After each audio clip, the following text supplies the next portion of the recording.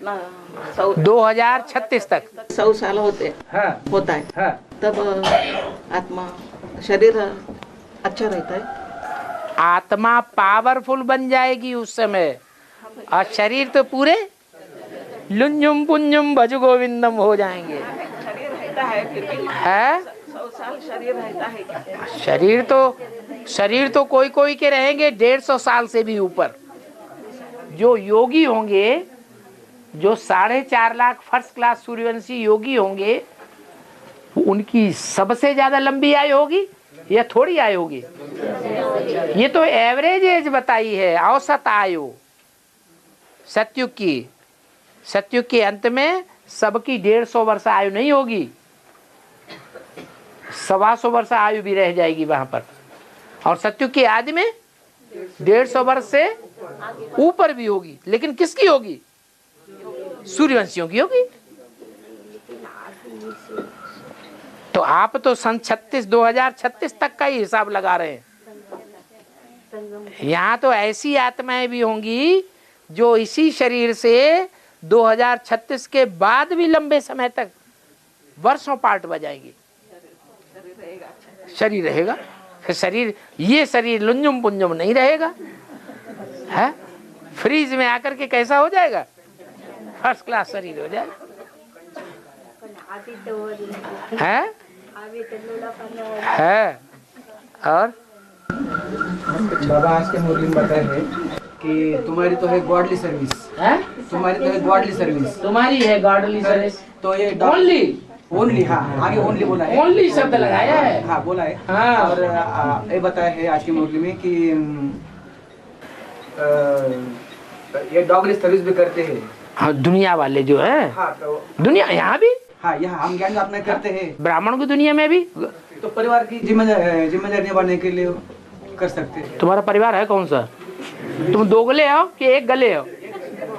तुम्हारी एक गल है या दो गल है? तो तुम कौन से परिवार के हो? अरे तो ये नाक कौन से परिवार में रगड़ रहे हो? डॉगली। फिर ओनली गॉडली सर्विस तुम हो। अब समझ लो अपना अपना, तुम हो ओनली गॉडली सर्विस, माने दूसरी कोई सर्विस नहीं है तुम्हारी, ओनली गॉडली सर्विस। अब ओनली गॉडली सर्विस में क्या, जो ओनली गॉडली सर्विस में होंगे उनका परिवार नहीं होगा? उनका तो और बेहद का परिवार है। अब वो भूख मरेंगे? वो भूख नहीं मरेंगे। डॉगली सर्विस करने वाले भले भूख मरते रहे।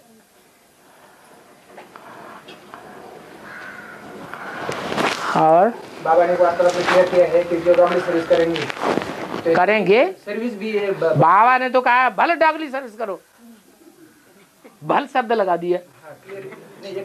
हाँ, कि जो डॉगली सर्विस है, हाँ, जो करते हैं ये भी भक्ति है, और जो भक्ति करेंगे उसको शरीर छोड़ना पड़ेगा। जब ज्ञान मिल गया, हाँ, कि बाप आया हुआ है, तो हम जो बाप का धंधा, सोई हमारा धंधा अच्छा चलेगा कि दूसरा धंधा अच्छा चले?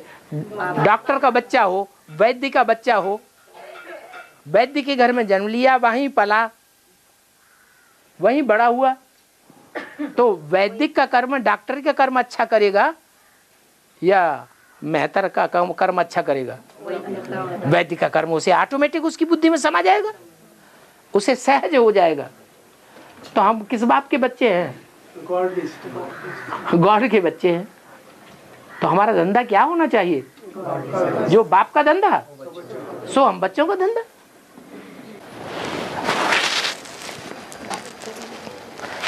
इतना भी कहते जाते हैं, आगे चल के पत्नी नहीं रहेगी, बच्चा अभी भी नहीं है।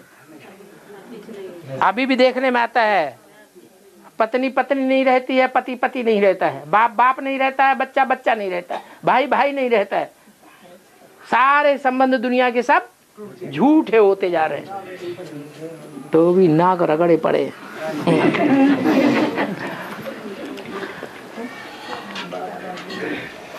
प्रैक्टिकल में जब देखने लगेंगे, अपने सर के ऊपर डंडा जब बजेगा, तब समझेंगे वाकई दुनिया में कोई किसी का नहीं, तब वाकई आएगा वास्तव में।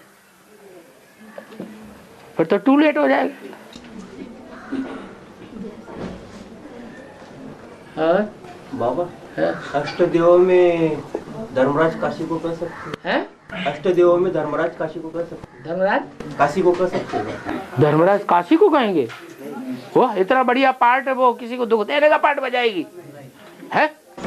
उनके इसमें तो ज्ञान पूरा समाया हुआ है।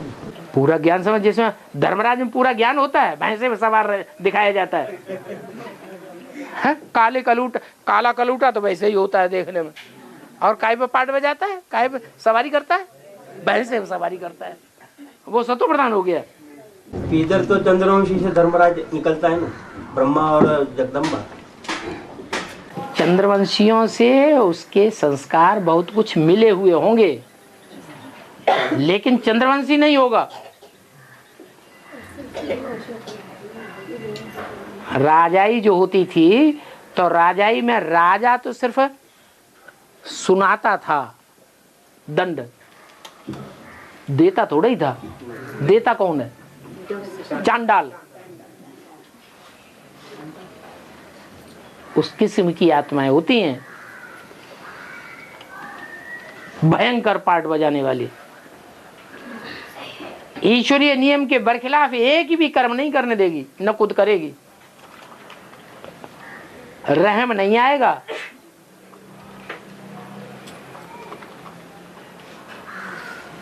अभी बाप का पार्ट है, फिर बाप साक्षी होकर के देखेगा, फिर किसका पार्ट होगा? धर्मराज का पार्ट होगा। फिर कोई कितना भी बाप का अजीज हो, कितना भी नजदीकी संबंधी हो, कितना भी गहरा संबंधी क्यों न हो, धर्मराज के आगे एक भी नहीं चलेगी।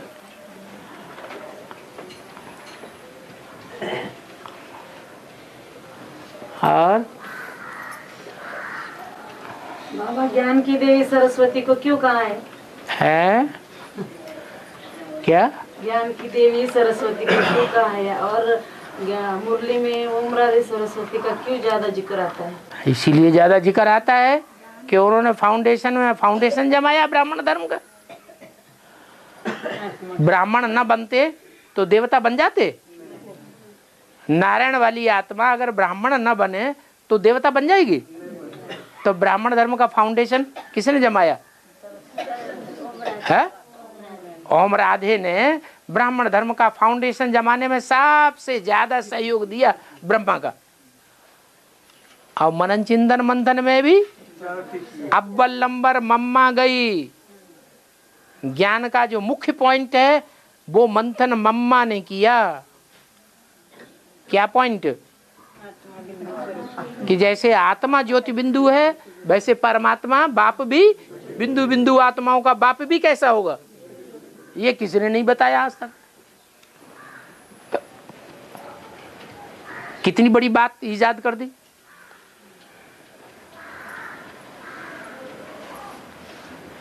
तो जानने वाली है या अनजान है? तो जानकी होनी चाहिए नाम की, नहीं होना चाहिए है? और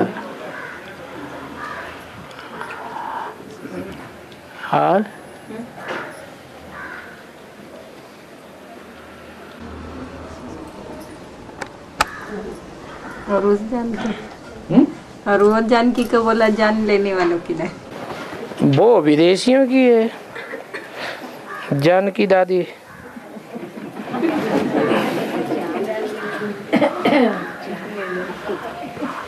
और बाबा, कई मूर्तियों में आया है कि शिव जिसमें प्रवेश करता है उससे ब्रह्मा कहा जाता है। शिव बाबा, शिव नहीं, शिव बाबा कहते हैं। शिव बाबा कहते हैं मैं जिसमें प्रवेश करता हूँ उसका नाम ब्रह्मा। ये नहीं कहा शिव बाप कहते। क्या कहना है? नहीं तो पूरी बात सही बात को घुमा दोगे तो अर्थ ही उसका उल्टा हो जाएगा। शिव बाप तो सिर्फ एक ही मुकर्रर रथ में आते हैं। क्या सर्वव्यापी है क्या? अगर दो में भी आएगा, ब्रह्मा में भी शिव बाप बन करके आएगा तो सर्वव्यापी होगा, एक व्यापी हुआ, फिर तो सर्वव्यापी हो जाएगा। तो वो तो सिर्फ एक में ही व्यापी होता है, बाकी जब व्यापी होता है एक में तो उसको कहा जाता है शिव बाबा। इस सृष्टि पर सदा कायम कोई है ही नहीं। क्या कायम है? शिव बाबा सदा कायम। शिव बाप नहीं, शिव बाबा सदा कायम है। तो वो शिव बाबा बच्चों में प्रवेश करता है तो ब्रह्मा नाम पड़ता है। हाँ, तो वही फिर वैष्णवी में भी प्रवेश करता है। क्यों नहीं? इसको तो ब्रह्मा कभी तो कहा नहीं है। मुरली में कहा वैष्णवी को ब्रह्मा कहा है?